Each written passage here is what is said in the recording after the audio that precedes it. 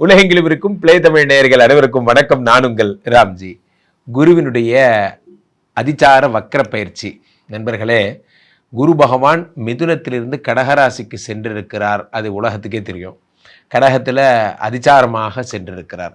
நியாயமாக அடுத்த வருஷம் கடகத்துக்கு அஃபிஷியலாக அடுத்த வருடம் ஜூன் மாதம் 1ஆம் தேதி பெயர்கிறார்.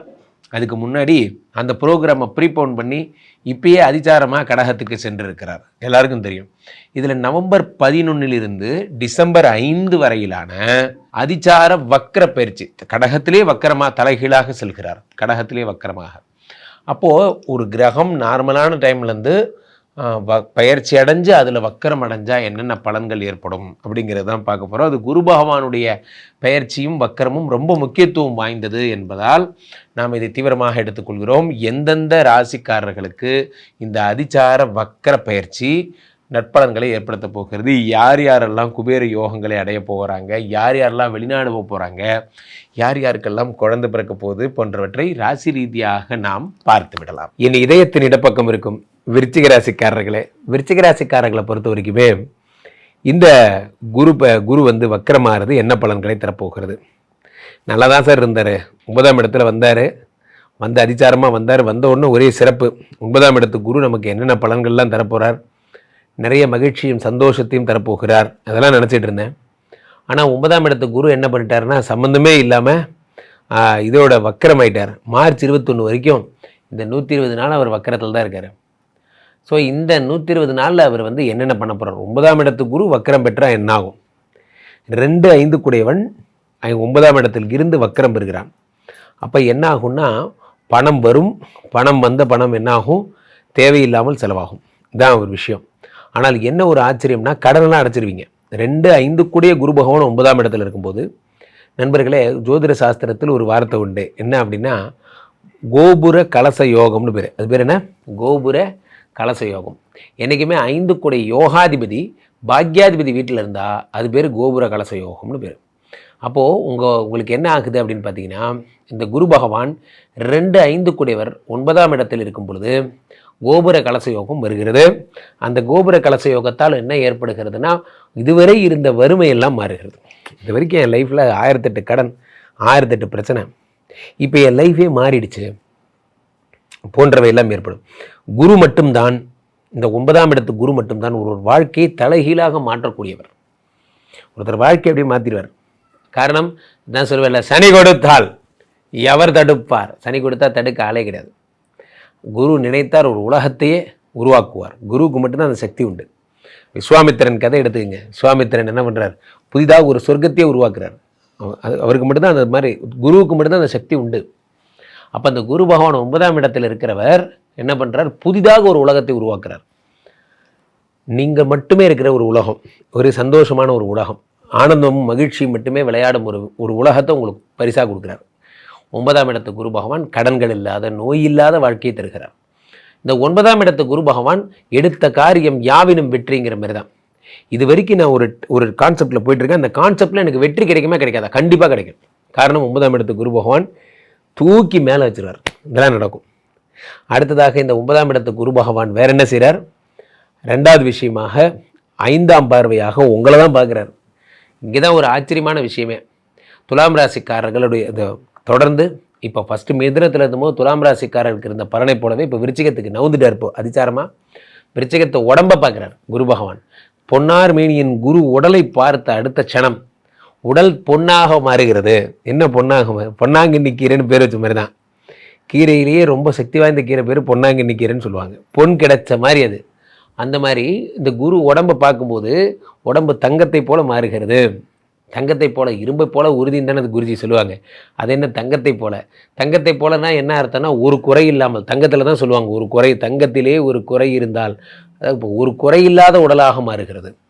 சின்ன சின்ன ப்ராப்ளம்ஸ் இருந்தது சார், ஆனால் அதெல்லாம் சரியாக போயிடுச்சு. இப்போது குரு பகவான் உடலை பார்க்கும்போது உடலில் இருக்கக்கூடிய கேஸ்ட்ரிக் ட்ரபிள்ஸ், பெரும்பாலும் விருச்சிகராசிக்காரர்கள் வயிறு சம்மந்தப்பட்ட பிரச்சனையில் பாதிக்கப்பட்டுட்டே இருப்பீங்க. வயிற்றுலேயே தான் உங்களுக்கு பிரச்சனை. அது என்னமோ நீங்கள் வாங்கிட்டு வந்த வரோம், வயிற்றுலேயே தான் பிரச்சனை வரும். வயிறு, குடல், கிட்னி, பெருங்குடல், இதுலேயே தான் வரும் ப்ராப்ளம். இந்த இடத்தை குரு பகவான் பார்க்கும் பொழுது ராசியில் அவர் கல்லீரலின் கடவுள் என்பதால் வயிறு, லிவர், கிட்னி போன க்ளீன் ஆகுது. க்ளீன் ஆகுது. உடம்பார், உடல் என்ன சொல்லுவாங்க, உடலை வளர்த்தேன் உயிரை வளர்த்தேனேம்பாங்க. உடம்பார் தான் எல்லாம். அந்த உடம்புனா திருமூலர் சொல்லுவார், உடம்பு strong, a sound mind in a sound பாடின்னு. உடம்பை சரி பண்ணுறார். அடுத்ததாக 3ஆம் இடத்தை சகோதர பாவத்தை பார்க்கிறார். சகோதரர்களாக கிடைக்கின்ற நற்பலன்கள், முயற்சி போன்றவை. வாழ்க்கையிலே நண்பர்களே, உங்களை விட்டு எது வேணால் போகலாம். யூ கேன் என்ன சொல்கிறது, you can gain whatever you lose. நீங்கள் இழந்த எல்லாத்தையும் நீங்கள் திருப்பி பிடிக்கலாம். But if once the hope is gone, then everything is gone. உங்களோட நம்பிக்கை போயிடுதுன்னா வாழ்க்கையில் எல்லாமே போயிடுச்சுன்னு அர்த்தம். இந்த 3ஆம் இடத்தை குரு பகவான் பார்க்கும் பொழுது வாழ வேண்டும் என்ற நம்பிக்கை வருகிறது. அதுதான் ரொம்ப ரொம்ப முக்கியம். அடுத்த 5ஆம் இடத்தை குரு பகவான், இப்போ விருச்சிகராசிக்காரர்களுக்கு குழந்தை பிறக்க போகுதுங்க.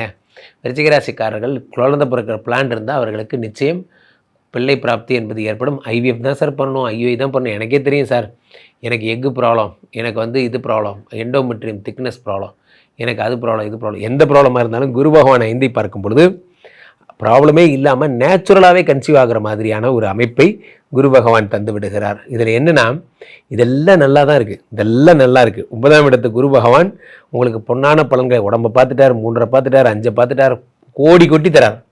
ஆனால் என்ன ஒரு பிரச்சனை தெரியுமா, அவர் லைட்டாக அப்படி வக்கரமாயிட்டார். வக்கரமாகி மார்ச் வரைக்கும் 9ஆம் இடத்துக்கு வந்ததெல்லாம் ஓகே தான். ஆனால் வக்கரமாகும்போது என்ன ஆகும் அப்படின்னா, பணம் அப்படியே இறையும். 1 லட்சம் வந்தது, எங்கே போச்சுன்னு தெரில. 2 லட்சம் வந்தது, எங்கே போச்சுன்னு தெரில. அந்த பணத்தை பிடிச்சு வைக்கணும். நண்பர்களே, என் வாழ்வில் நான் கற்றுக்கிட்ட பாடத்தை சொல்கிறேன். சம்பாதிப்பது ஒரு கலை அல்ல, அது யார் வேணால் சம்பாதிக்கலாம். அது சம்பாதிப்பதை சேமிப்பது மிகப்பெரிய கலை. அது பெரிய ஆர்ட். அதை பிளான் பண்ணி நமக்கு இது தேவையா தேவையில்லையா யோசித்து, இந்த பொருள் இப்போ நமக்கு அவசியம் இல்லையா யோசித்து வாங்கணும். நிறைய பேர் இன்னும் கம்பெனியே ஆரம்பிக்கல, அதுக்குள்ளே ஐஃபோன் வாங்கிட்டுறது. கம்பெனியே ஆரம்பிக்கல, அதுக்குள்ளே மேக் மொபைல் கம்ப்யூட்டர் வாங்குறது. எதுக்குடா இந்த விளம்பரம்? சும்மா நம்ம தான் பெரிய கம்பெனி ஐட்டம்ல. முதல்ல பேங்க் பேலன்ஸ் தான் முக்கியங்கிறது எத்தனை பேருக்கு அந்த நாலேஜ் இருக்குது? அந்த 9ஆம் இடத்து குரு பகவான் வக்கரமாகும் பொழுது பேலன்ஸ் போனால் போட்டு, சார் தங்கச்சி கல்யாணம் நடக்கணும், அதுதான் முக்கியம். கூப்பிடுங்க, யானையை கூப்பிட்டு வந்து வாசலில் நிற்க வைங்க, கூப்பிடுங்க, வானத்தை மழை பெய்ய செய்வீங்க. அந்த மாதிரி தட்டா முட்டான உங்கள் படாலாம் காட்டுவீங்க. அப்போது இந்த நேரத்தில் தான் நீங்கள் ஒரு showing your extreme level strength. எல்லாத்துலேயும் ஒரு எக்ஸ்ட்ரீமை காட்ட தோணும், உங்களுக்கு விஸ்வரூபம் எடுக்க தோணும். சாதாரணமாக நீங்கள் போஸ்ட் அடிங்க, எல்லா இடத்துலையும் போஸ்ட் அடிங்க அப்படிங்கிற மாதிரி போஸ்ட் அடிக்க சொல்கிறது. இது போன்ற புகழ்காமம்னு பேர். அது பேர் என்ன? புகழ்காமம். புகழ்காமம்னா என்ன? மனசு புகழ் மேலே ஆசைப்படும் விருச்சிகராசிக்காரர்களுக்கு. ஏன்னா எல்லோரும் பாராட்டுறீங்க, என்னை பற்றி ஒரு பாடுங்க, எனக்கு ஒரு விருது கொடுங்க அப்படிங்கிற மாதிரி ஆகிடும். மனசு என்ன பண்ணும்? விருதுகளுக்கும் மாலைகளுக்கும் இயங்க ஆரம்பிச்சிடும். காரணம் என்னவென்றால், உங்களுக்கு குரு பகவான் 9ஆம் இடத்திலே வக்கரம் பெறும் பொழுது அலைபாயும் மனது என்பது ஏற்படும். சம்மந்தமே இல்லாமல் பிளாட்டினம் வாங்க தோணும். என்னங்க பிளாட்டினம் வாங்கிட்டு வந்துட்டீங்க, இதை போட்டால் ஏதோ பித்தளை மாதிரி இருக்கு, அப்படிலாம் நீங்கள் சொல்லக்கூடாது. இது பிளாட்டினம்.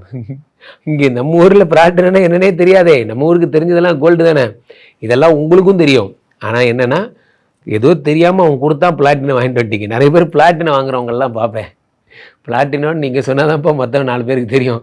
எங்களை பொறுத்த வரைக்கும் அது ஏதோ ஜிகினாக்கள் தான்ப்பா நாங்கள் நினச்சிட்ருக்கோம். அந்த மாதிரி தான். ஸோ அப்போ நம்ம ஊருக்கு என்ன தேவையோ அதுதான் வாங்கணும். ஸோ அந்த மாதிரி எதுக்கு சொல்லணும்னா, விருச்சிகராசிக்காரர்கள் சம்மந்தமில்லாத வாங்காதீங்க. சம்மந்தமில்லாத வாங்க தோணும், அது தேவையில்லாமல் அப்படி செலவு பண்ணாதீங்க. தெரிஞ்சதை வாங்குங்க. அதுக்கு பதிலாக நம்ம ஊருக்கு 4 பேருக்கு தெரிஞ்சதை வாங்குங்க, ஒரு மரியாதையாவது கிடைக்கும். விருச்சிகராசிக்காரர்கள் தேவையற்ற விரயங்களை குறைத்துக் கொள்ளுங்கள். அப்போ கீழே போயிட்டு இருக்க இந்த 2 நம்பரை கூப்பிடுங்க. உங்களுடைய சொந்த ஜாதகத்தை பார்த்து கொள்ளுங்கள். உலக புகழ் வாய்ந்த நமது விஸ்வரூப விஷ்ணு மாயா அருள் புரியக்கூடிய புனிதமான இந்த ஸ்ரீமடத்திலே தினசரி நடக்கின்ற விஷ்ணு மாயா வேள்விகளில் பங்கு பெறுங்கள். உங்களுடைய பிரச்சனைகள் எதுவாக இருந்தாலும் 48 நாட்களில் நாங்கள் அதற்குரிய சொல்யூஷன்ஸை கொடுத்துருவோம். உங்களுடைய அழைப்பிற்காக காத்து கொண்டிருக்கிறேன். மீண்டும் ஒரு நல்ல பதிவில் சந்திப்போம். நன்றி, வணக்கம்.